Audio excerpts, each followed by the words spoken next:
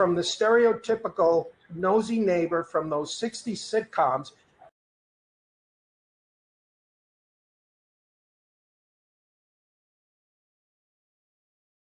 into a deadly antagonist for Wanda. Welcome all, and I want to cut to a clip.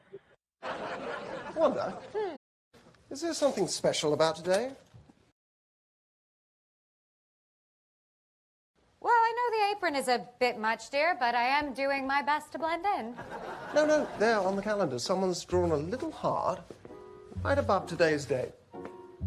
Oh, yes, the heart.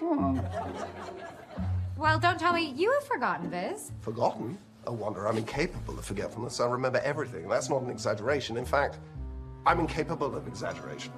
Well, then tell me what's so important about today's date. What was the question again? Oh, well, perhaps you've forgotten yourself. Gee, heavens no. I've been so looking forward to it. As have I. Today, we are celebrating. You bet we are. It's the first time we have ever celebrated this occasion before. It's a special day. Perhaps an evening. Great significance. To us both. Naturally. Obviously. Exactly. Well done us. Okay, so let me start this way. Now, we all saw Vision killed dramatically by Thanos in Avengers Infinity War for the stone in his forehead. For Jack, what sparked the idea of cloaking Wanda's grief and losing her love through this homage of classic TV sitcoms? And what gave you the faith that Marvel audiences would hang in there? I mean, this was familiar to anyone who watched Bewitched or Lucy or any of these shows, but it was so different from what the Marvel fans have been used to seeing on movie screens. Yes, thank you. So the original concept for the show, Wanda and Vision in classic sitcoms, that was Kevin Feige's idea. He is a real Nick at Night kind of a guy. And there's a long history in the comics of Wanda and Vision trying to really make a go of it in various kind of suburban spaces. So it was very intuitive, strangely enough. But it was the idea of making audiences real dyed-in-the-wool, MCU fans hang in and believe in this story and want to stick with it. That was a challenge, and everything hinged on Wanda and Vision and their love. All of our writing was about trying to get to the heart of why the two of them are together, why they love each other so much, and to see them in an environment where they get to have fun and be domestic and take a breath and not be running from aliens all the time. And luckily we had these three charming actors to keep people interested. Well, now, for Elizabeth and Paul, you honed these characters through a series of movies. What in the pitch or the scripts that you read convinced each of you that this was the right way to go to continue the storyline? Well, I think putting aside the fear of, Marvel for the first time on television, I think just the concept and the meeting that Kevin shared with me of this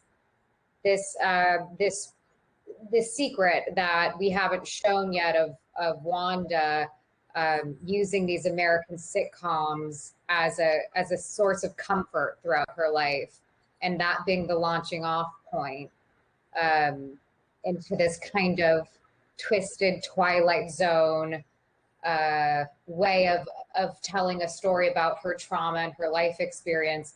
It sounded bizarre and fun, and it sounded new, and so I really loved Twilight Zone, and I thought the joy of being able to try out American sitcoms and have it make sense. I think just that nugget was exciting to me. Paul, how about you?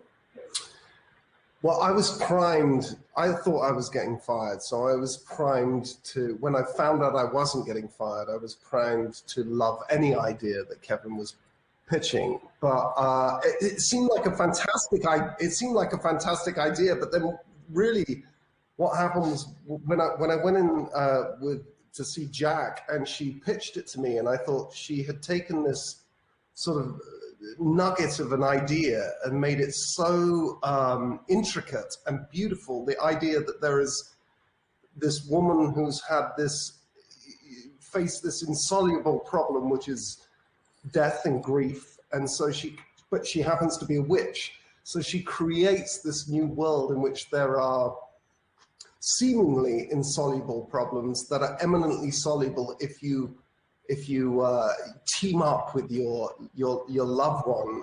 I just thought it was so clever, and I was really, that was the moment I was really bowled over, was when I went into that writer's room. And Catherine, how about you? Well, I mean, I didn't know much, honestly, about the intricacies of their relationship. I knew what I felt when I watched the movies. Like, I felt the spark between Paul and Lizzie. I also had always admired their work as performers. I think they're both, like, you know, some of the best, couple of the best we have. So the idea of like being able to perform with them in anything was very thrilling. And then when I read when Jack and Matt walked me through the arc of this, and the idea of, like, Lizzie's point, using the sitcom and the feeling of a person using the safety and nostalgia and comfort and like the okay at the end feeling of a sitcom to try to carve out for herself some way through her grief and her like the whole thing sounded so crazy ambitious and so thrilling. And then I heard the word witch and I was like, well, forget it. There's hook, line, and sinker. I was sold. Well, you know, for Matt and Jack, so you steep this in these sitcoms, and while we would sit there before during the beginning of each episode and say, okay, so that's Malcolm in the Middle. But a lot of them were the very early classic sitcoms, and I wonder, you met with Dick Van Dyke. What was the most valuable thing that he told you about why sitcoms like this worked so well with all the limitations of the period and the sly ways they got around these depictions of purity to make them funny? I asked him that question. I wanted to know what was the secret sauce, and he said that if it couldn't happen in real life, it couldn't happen on the show, and that Carl Reiner would gather everyone around the table on their first day of rehearsal each week and say, well, what happened this weekend? And he would take all their stories from their real lives and he'd put it in the show. So like Law and Order, ripped from the headlines, it was just taking everyone's domestic experience and turning it into the show. And so if you're basing it on something that's so grounded and real and that everyone is experiencing, there's room to trip over ottomans and do crazy pratfalls and be physical. And so that's what allowed that show, I think, to be both stilly and also really emotionally engaged. And I think everyone believed in that relationship. They believed in Mary Tyler Moore and Dick Van Dyke as a couple. And that's what we needed too. We needed to be able to do all of those things.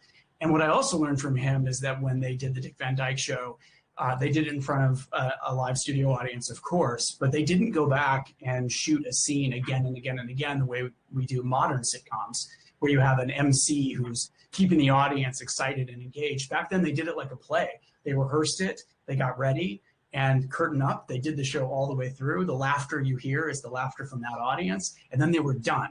And so it had a real lightning in a bottle feeling, and so we did that too for our first episode. It really was a play, and you're just holding hands and jumping off of a cliff, and the actors here were so extraordinary at just being bold and original and taking risks. And my hat's off to them because they're amazing, and we had such a great time. And I wondered, how did shooting, because some of this you shot in front of a live audience, you know, for Elizabeth, Catherine, and Paul, how did that affect your performances? Well, it was day one, the live studio audience. So it was just jumping into the deep end and not really knowing how to swim, but we luckily had rehearsal time, and we were all in it together.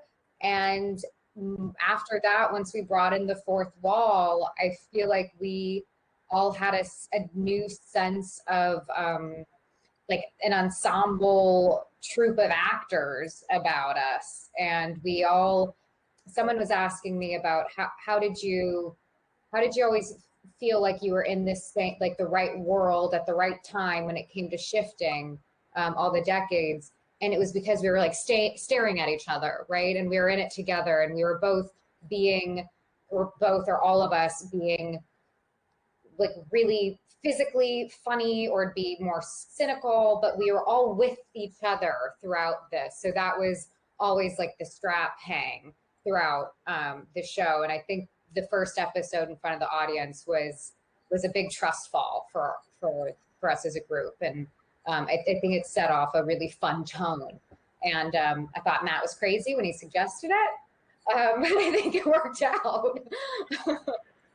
I really didn't want to do it. I was very resistant to the whole idea. But, you know, I think Matt is somebody who was the perfect director for this because he grew up making sitcoms. He also knows how to make big effects movies. He's really done it all. And when he first said we're going to do it in front of a live studio audience, I thought, no, we're not. And I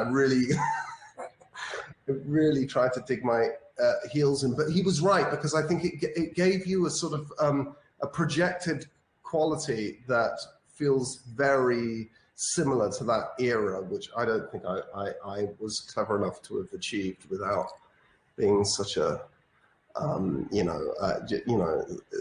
somebody who wants to work for an audience. The moment somebody's in front of me, it was Ham. I was ham is the word I'm looking for. Thank you so much. You're welcome.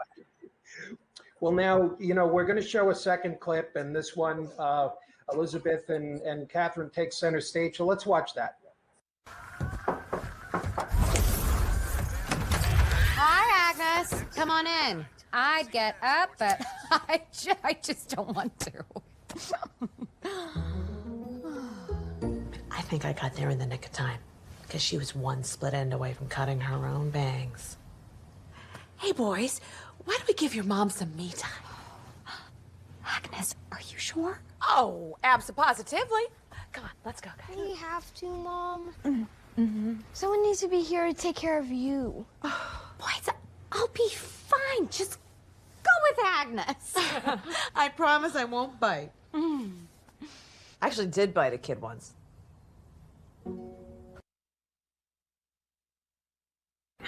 Now, Elizabeth, you'll take Scarlet Witch character to the next Doctor Strange movie.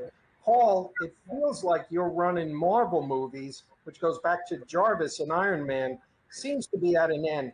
What are the most treasured memories that you take away from those years and the chance to cap it off with such a terrifically executed series? Well, it was a beautiful way to, you know, it was a beautiful culmination for all of these things that Lizzie and I had done together. These little, we really found us, a lane for ourselves, I think, which is what sort of kept. We were a difference in tone in those movies, I think. But you know, you never know with Marvel, right? You never know whether you're done. So I don't want to call it the end yet.